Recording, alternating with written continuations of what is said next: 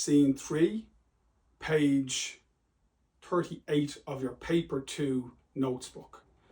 A very brief scene, therefore a very brief video, but my goodness me, is it important when it comes to the subplot of the play and insights into both Gloucester's character and Edmund's character.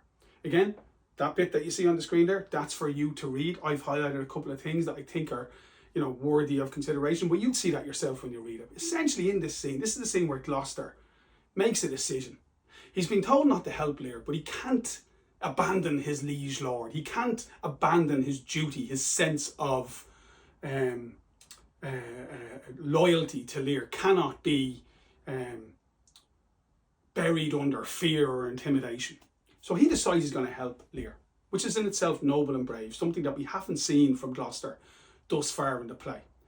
But the most important thing, and again, remember dramatic irony, that wonderful technique that Shakespeare uses to add tension to the play. The most wonderful part of this scene is that he tells Edmund.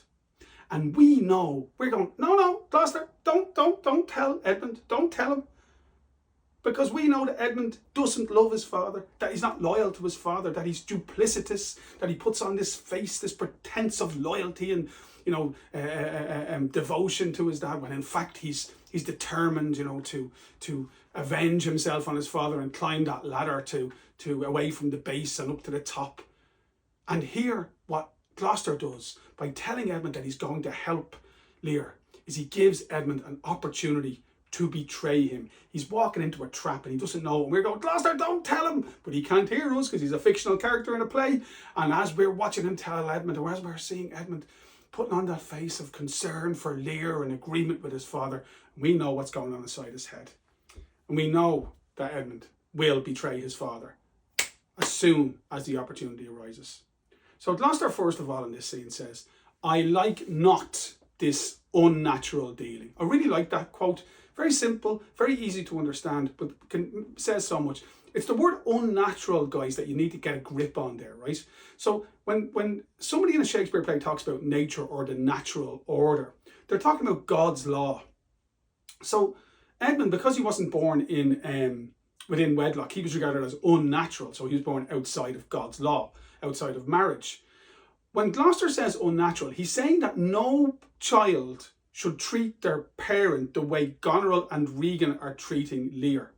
And he's also saying that no vassal or citizen of the state should stand by and allow their king to suffer the way Lear is suffering out in the storm.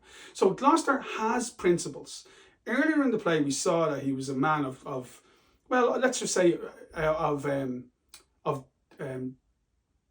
doubted principles. He wasn't somebody that we really admired. He had an illegitimate child who he was very insensitive. He called the child's mother a whore.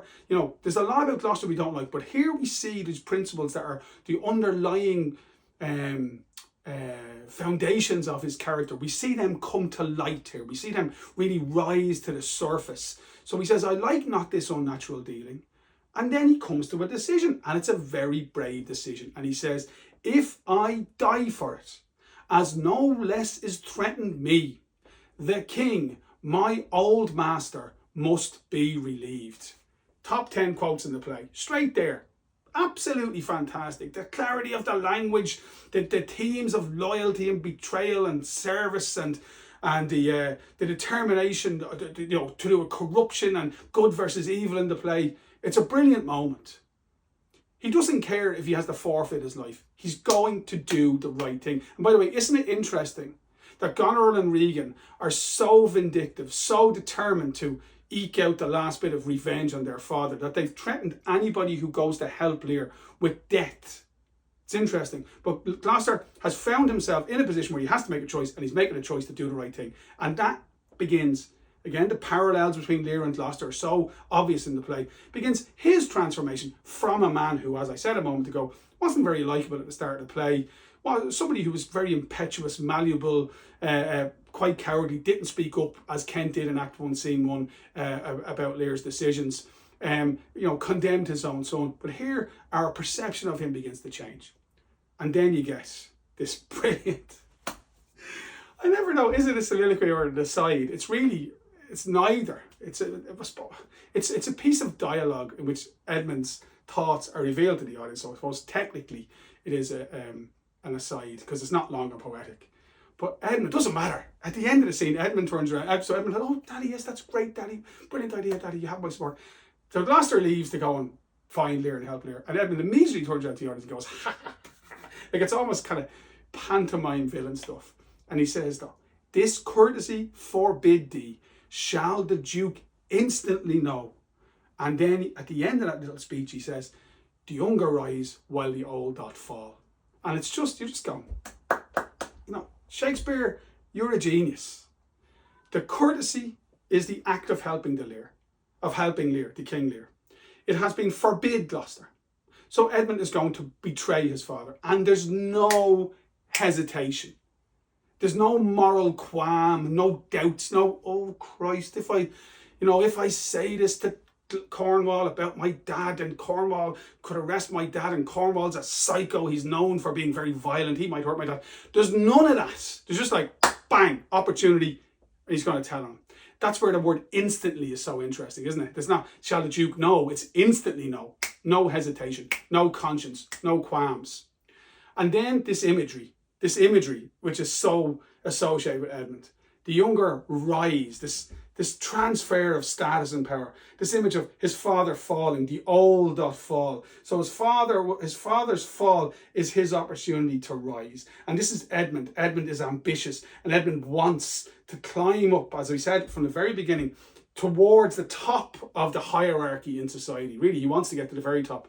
If that means betraying his brother and destroying his life, no problem. If that means betraying his father and destroying his life, no problem. And that is why Edmund is such a fascinating character. He is highly intelligent.